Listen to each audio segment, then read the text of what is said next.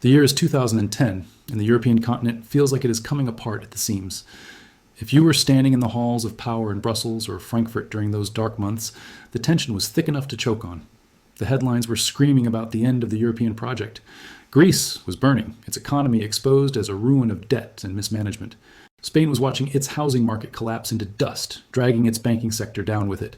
Italy, a giant of industry, was gasping for air, unable to service its mounting debts. The financial markets, those invisible and merciless judges of national fortunes, had turned their gaze toward the Eurozone, and they smelled blood. But amidst this chaos, all eyes turned to one capital city. And it was not Paris, nor London, nor Brussels. It was Berlin.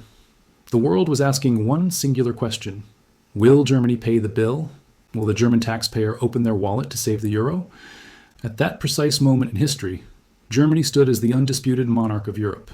It was the paymaster, the economic engine, the vault where the money was kept. Its chancellor, Angela Merkel, was the de facto leader of the continent, her decisions capable of saving or destroying entire national economies with a single nod.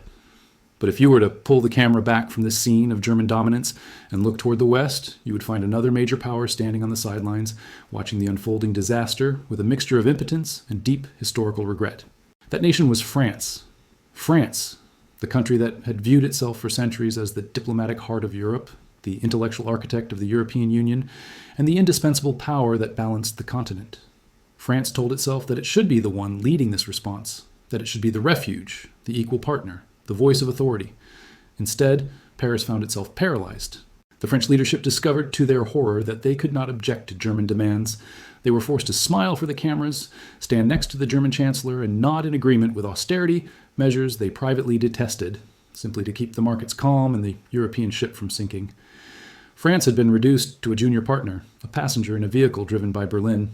But the bitterest irony of this situation, the detail that makes this a true historical tragedy, is that France's helplessness was not the result of bad luck or German aggression. It was the result of a trap that France had built with its own hands. It was a golden cage designed decades earlier to contain German power, to bind the German giant so tight that it could never dominate Europe again. That cage was the euro. And in a twist of fate that no one in the Élysée Palace had anticipated, France had built the cage, shoved Germany inside, and then somehow locked themselves in with the beast, only to find that the beast was much stronger than they were. To understand how a nation as sophisticated and historically savvy as France could make such a catastrophic miscalculation, we cannot look at the spreadsheets of 2010. We must travel back in time to a very specific, cold, and terrifying moment in history, November 9th, 1989. This was the night the Berlin Wall fell. For the vast majority of the world, this was a moment of pure, unadulterated joy. The images are iconic. Young people in denim jackets climbing the concrete barrier, smashing it with sledgehammers, families reuniting in tears, the crumbling of the Iron Curtain. It was the end of the Cold War, the triumph of freedom.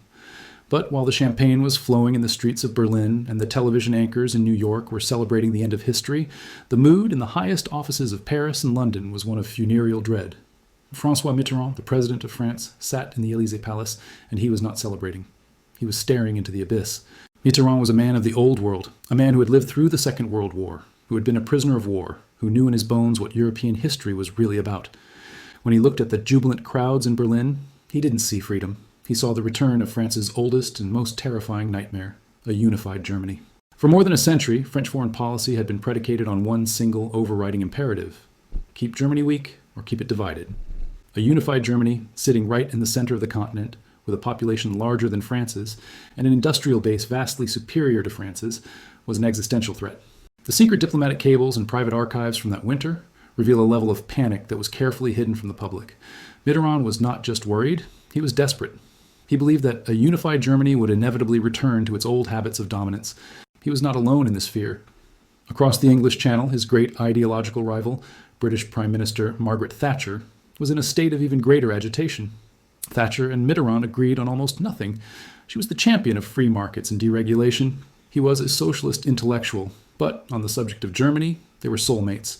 In a private meeting that has since become legendary among historians, Mitterrand told Thatcher that a unified Germany might have more influence in Europe than Hitler ever did. He wasn't talking about armies or tanks. He was talking about sheer gravity, economic and political weight that would turn the rest of Europe into satellites of Berlin. Thatcher didn't need convincing. She famously remarked during a summit in December 1989 that they had defeated the Germans twice and now they were back.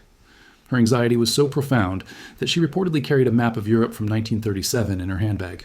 She would pull it out during meetings with other leaders to show them the old German borders, pointing to Silesia, Pomerania, and East Prussia, warning them that this is what they would want next. The fear was so visceral that France even considered the unthinkable, reaching out to the Soviet Union to stop the reunification. Mitterrand, the leader of a NATO country, was willing to conspire with the crumbling Soviet Empire to keep the Germans divided. He flew to Kiev to meet with Mikhail Gorbachev, trying to persuade him to refuse the unification, to keep the Red Army in East Germany if necessary. It was a frantic, last-ditch attempt to freeze history in place. But history does not freeze. The momentum was unstoppable. The German people wanted unity, the United States under George H.W. Bush supported it, and the Soviet Union was too bankrupt and exhausted to stand in the way. By early 1990, Mitterrand realized that his obstruction strategy had failed. Germany was going to unite. The old strategy of containment through division was dead. France needed a new strategy, and fast. If they could not stop Germany from becoming a giant, they had to find a way to tie the giant down. They needed to bind this new Germany so tightly to Europe that it could never act alone again. Mitterrand gathered his advisors and crafted a plan that was as audacious as it was risky. He decided that the price of France's signature on the reunification treaty would be the very soul of German power. He would demand that Germany give up the Deutsche Mark. To understand why this was the chosen weapon, you have to understand what the Deutsche Mark meant. It was not just a currency, it was the national religion of post-war Germany. The Germans had lost their flag, their army, and their national pride after 1945. The only thing they were allowed to be proud of was their economy, and the symbol of that economy was the mark. It represented stability, hard work, and savings. More importantly, it was the most dominant currency in Europe. Throughout the 1980s, the German central bank, the Bundesbank, had essentially run the European economy from its tower in Frankfurt. The Bundesbank cared about one thing and one thing only: fighting inflation.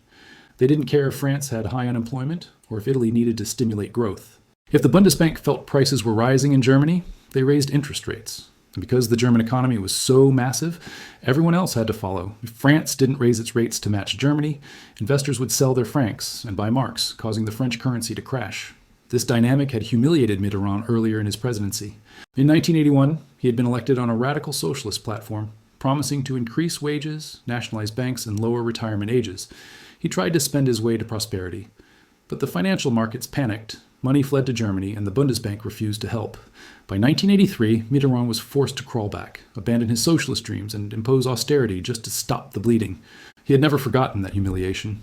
He realized that as long as the Deutsche Mark existed, France would never be sovereign. Germany would always hold the whip hand. So the logic of the euro was born. Mitterrand thought, if we force them to dissolve the mark and join a single currency, decisions will no longer be made by the Bundesbank in Frankfurt alone.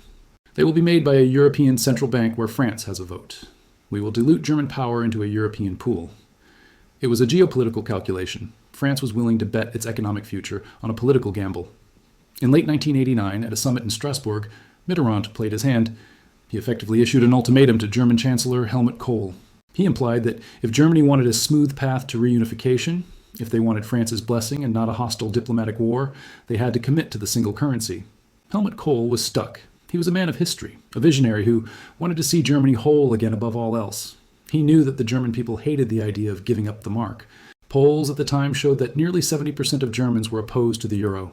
They trusted their mark. They did not trust a vague new money shared with Italians and Greeks. But Kohl was also a pragmatist.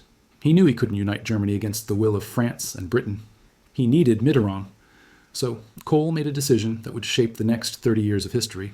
He agreed. He sacrificed the Deutsche Mark on the altar of reunification. He acted against the advice of his own economists and the will of his own people to secure the political dream of a united Germany. But, and this is the crucial but that France missed, Kohl did not surrender unconditionally. He agreed to the euro, yes, but he demanded that this new currency be built to German specifications. If France wanted a shared currency, Germany insisted that the new European Central Bank, ECB, be a clone of the Bundesbank. It had to be independent of politicians. It had to be forbidden from printing money to fund government deficits. Its only mandate could be price stability. And, to add a symbolic exclamation point to this victory, Kohl insisted that the headquarters of this new bank be located not in Paris, not in Brussels, but in Frankfurt, literally down the street from the old Bundesbank. Furthermore, the Germans demanded strict entry criteria. They created the Maastricht criteria, rules that said a country's budget deficit could not exceed 3% of its GDP, and its debt could not exceed 60%. These numbers were arbitrary. The 3% figure was famously scribbled on a napkin by a French official who simply thought it sounded like a good, holy number. But the Germans treated them as commandments.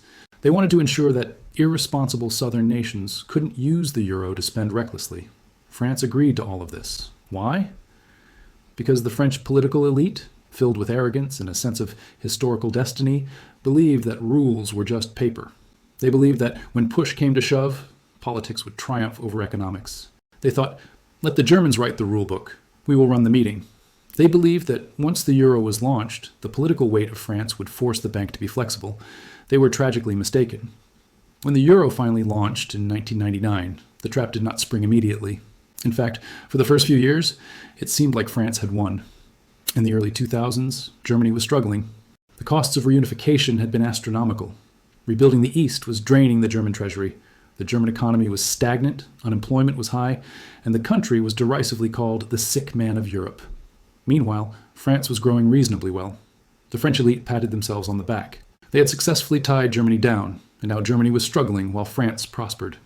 It seemed like the masterstroke had worked. But faced with this crisis, Germany did what Germany does best. It reorganized. In 2003, Chancellor Gerhard Schröder, a social democrat, launched a series of brutal reforms known as Agenda 2010, or the Hartz reforms. It was an act of political suicide. Schröder would eventually lose his job over it, but it transformed the German economy.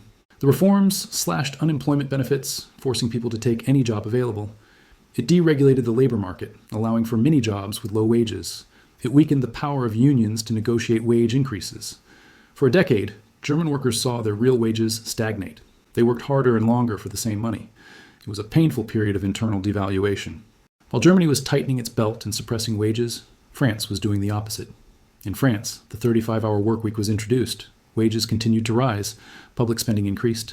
The French government, feeling secure inside the euro, did not feel the pressure to reform. They drifted.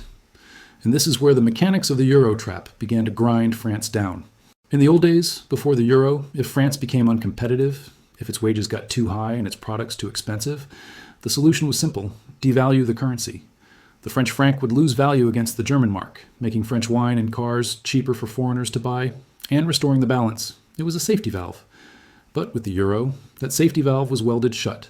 France could no longer devalue. They were locked into the same exchange rate as Germany. So a massive divergence opened up. Because Germany had suppressed its wages, its cost of production plummeted. Because France had allowed wages to rise, its costs increased. By 2008, the cost of labor in France had risen by nearly 30% compared to the start of the decade, while in Germany it had barely moved. The euro acted as a massive amplifier of this difference. For Germany, the euro was too weak. If Germany still had the mark, its massive export success would have made the mark skyrocket in value, making German cars expensive and slowing down their exports. But the euro was held down by the weaker economies of Greece, Italy, and France. So Germany got to enjoy a currency that was permanently undervalued for its economy. It was like a permanent subsidy for BMW, Siemens, and BASF. They could flood the world with high-quality goods at unbeatable prices. For France, the situation was the exact inverse. The euro was too strong for the French economy. It acted like a tax on French exports. French companies couldn't compete with the Germans. They couldn't lower their prices because their costs were high, and they couldn't rely on a weaker currency to help them. The result was a slow-motion slaughter of French industry. Year after year, French factories closed. Year after year, French market share in Europe dwindled. Between 2000 and 2010, the French share of Eurozone exports collapsed while Germany's soared. France began running massive trade deficits, buying far more from Germany than it sold. The French industrial base was hollowed out. Zones that used to be hubs of manufacturing turned into rust belts. The numbers are damning. In the first 2 decades of the euro, manufacturing as a share of French GDP dropped from roughly 16% to 10%. France lost nearly 1 million industrial jobs. Meanwhile, Germany became the export powerhouse of the world, accumulating massive trade surpluses. The capital that flooded into Germany didn't just stay there. It was lent back out to the rest of Europe, to the Greeks and Spanish, so they could keep buying German cars, creating the debt bubbles that would eventually burst in 2010. When the crisis finally hit in 2010, the trap was fully visible. France had hoped the euro would make it a co-leader of Europe. Instead, the euro had stripped France of its economic sovereignty. When the crisis meetings happened, France had no leverage. Its economy was weak, its deficits were high, and it had no control over its currency. Germany, with its overflowing coffers and robust industry, held all the cards. The European decisions that Mitterrand had dreamed of turned out to be German decisions stamped with a European flag. France had wanted to bind Germany to Europe to prevent it from dominating. They succeeded in binding Germany, but they failed to foresee that in a bound system, the strongest economy dominates even more thoroughly than in a free one. In a free system, exchange rates adjust to level the playing field. In a fixed system, the strong devour the weak. Mitterrand's dream of a political Europe controlling the economy was shattered by the reality of a German economic machine that controlled the politics. This is the great tragedy of the euro for France. It was a geopolitical masterstroke that became an economic suicide note. Mitterrand feared the German soldier. He should have feared the German accountant. He feared the tanks crossing the Rhine. He should have feared the Audis and Mercedes crossing the border tariff-free, backed by a currency that was tailor-made for German dominance. France dug a hole for Germany, expecting to bury German ambition. Instead, they fell into it themselves, and they have been trying to climb out ever since. The unrest, the stagnation, and the political turmoil we see in France today are the aftershocks of that fateful decision in 1989. The decision to prioritize a political dream over economic reality. And as the history of the Eurozone shows, reality always wins in the end. While the economic machinery of the euro was slowly grinding French industry into dust throughout the early 2000s, the political leadership in Paris was engaged in a desperate game of smoke and mirrors. They could see the numbers just as well as the Germans. They saw the trade deficits widening. They saw the factories in the north of France closing down one by one, replaced by rust and unemployment offices. But to admit that the euro, the grand project of French diplomacy, was failing, France would have been political suicide. So, instead of reforming, France turned to debt.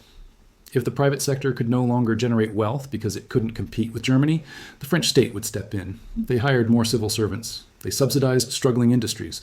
They maintained a generous welfare state funded not by taxes on production, but by borrowing cheap money. And the money was incredibly cheap. This was another perverse side effect of the euro trap. Because France shared a currency with Germany, international bond markets treated French debt almost as safely as German debt. Investors reasoned, Germany will never let France default. So France was able to borrow at historically low interest rates, masking the rot beneath the surface. It was like a patient on strong painkillers. The disease was spreading, but they felt fine. This illusion of equality shattered in 2010. The global financial crisis had mutated into the Eurozone sovereign debt crisis. When the tide went out, it became brutally obvious who was swimming naked. Greece was the first to fall, but the panic quickly spread. And it was in the response to this panic that the true hierarchy of Europe was revealed to the world. For decades, the Franco-German motor was the metaphor used to describe Europe. The idea was that Paris and Berlin were the twin engines of the EU, equal in power and prestige. But when the crisis meetings began in Brussels and Luxembourg, the motor was revealed to be a fiction. There was only one driver. Angela Merkel and her finance minister, Wolfgang Schäuble, dictated the terms. The French president at the time, Nicolas Sarkozy, was reduced to a frantic messenger. He would fly to Berlin, meet with Merkel, try to argue for European solidarity, and be rebuffed.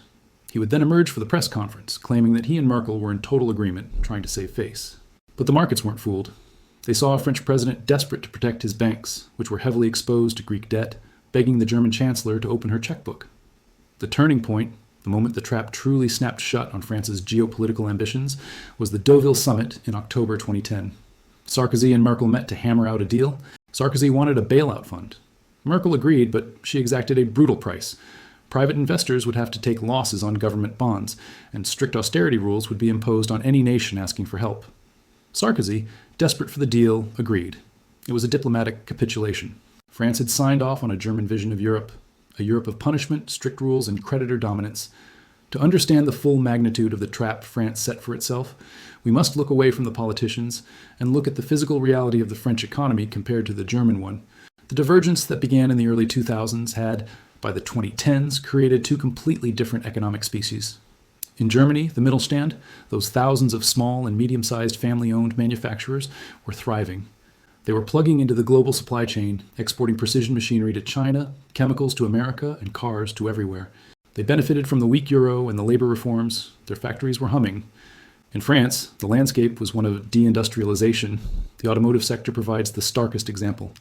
In the early 2000s, French car manufacturers like PSA and Renault were producing over 3 million cars a year inside France. By 2015, that number had collapsed to roughly 1.5 million. Where did the production go? It didn't just disappear, it moved. It moved to Eastern Europe, or it simply lost market share to the Germans. Why? Because inside the euro straitjacket, France could not adjust its prices. A French car, made by a worker with high social charges, and a 35-hour work week priced in a currency that was too strong, simply could not compete with a German car made by a worker whose wage growth had been suppressed. The French mid-range market was obliterated. Germany dominated the high end because rich people will pay anything for quality. Low-cost producers dominated the cheap end. France, stuck in the middle with high costs and medium quality, was squeezed to death. This led to a profound social crisis. The Yellow Vest protests that erupted in France in 2018 were, in many ways, a direct consequence of the Euro trap. These were people from rural and semi-industrial France, the very areas that had been hollowed out by the loss of competitiveness. They were the victims of an economic policy designed in the 1990s by intellectuals in Paris who thought they were playing chess with Germany. The protesters were angry about fuel taxes, yes, but the deep, underlying rage was about the loss of dignity, the loss of jobs, and the feeling that their country no longer controlled its own destiny. If the story of the Euro trap ended with trade deficits and factory closures, it would be a tragedy, but a simple one. However, there is a final hidden layer to this mechanism that turns the situation from a tragedy into a ticking time bomb. This is the part of the story that most politicians in Paris and Berlin are terrified to discuss in public. This is the ultimate irony of the trap. Germany thought it was protecting its wealth by imposing strict rules and refusing to pay for its neighbors' debts. But through the back door of the Target 2 system, Germany has effectively lent €1 trillion to the very countries it doesn't trust, with almost zero chance of ever being paid back in real money. If the euro were to break apart tomorrow, if France decided to leave the trap, that €1 trillion owed to Germany would vanish into thin air. The German taxpayer would instantly lose a sum equal to nearly 30% of their GDP. This is the mutually assured destruction that holds the system together today. France is trapped by its lack of competitiveness, but Germany is trapped by its own massive credits. Berlin cannot let Paris fall, because Paris owes Berlin too much money. While France was the architect of the euro, the trap has arguably caused even more collateral damage in Italy, and this is where the French trap might eventually explode. France and Italy have historically been economic sisters. But while France has managed to stay afloat by increasing public debt, Italy has stagnated completely. Since joining the euro, Italy has seen virtually zero economic growth for 2 decades. This matters for France because the French financial sector is heavily intertwined with Italy. If the Italian economy collapses under the weight of the euro rules that Germany enforces and France originally signed, the shockwave would shatter the French banking system. So, where do we go from here? The narrative leads us to 3 potential futures. First, the federal leap. France eventually convinces Germany that the only way to solve this mess is to finish what they started. This means a full transfer union. Germany would have to accept that its surpluses must be recycled to France and the South, not as loans, but as permanent transfers. This is Mitterrand's ultimate dream, a United States of Europe. But politically, this is almost impossible. The German voter has been told for 30 years that they will never pay for the debts of others. Second, the slow agony. This is the current path. France continues to slowly deindustrialize, masking the pain with more debt and social subsidies. Germany continues to dominate exports, but slowly loses its edge as energy costs rise and global trade fragments. The Eurozone becomes a zone of low growth, high debt, and constant political bickering. Third, the breakup. A populist leader in France or Italy decides that the trap is no longer bearable. They calculate that the chaos of leaving the euro is better than the slow death of staying in it. They reintroduce a national currency, devalue it, and default on the debts. This would be a financial cataclysm. History is often written as a series of battles and treaties. But the story of the euro shows us that the most profound changes in the destiny of nations often come from boring technical decisions: interest rates, deficit rules, and currency pegs. François Mitterrand looked at a map of Europe and saw a geopolitical chessboard. He thought he could use the euro to pin the German king. He failed to realize that the euro was not a pin, it was a mirror. It reflected the brutal truth of economic reality. It stripped away the protective veil of currency fluctuation and forced France to compete directly with a nation that was simply better organized for the industrial age. France built the trap. France baited the trap. And in a tragedy of Shakespearean proportions, France walked into the trap. The doors are now locked. The key is in Berlin. And outside, the world is moving on. And that is the reality of the Euro trap. If you found this analysis valuable, please hit the like button to help spread this knowledge. And if you want to uncover more of the hidden economic mechanisms that shape our world, make sure to subscribe and turn on notifications. The story doesn't end here, and I will see you in the next video. Thanks for watching.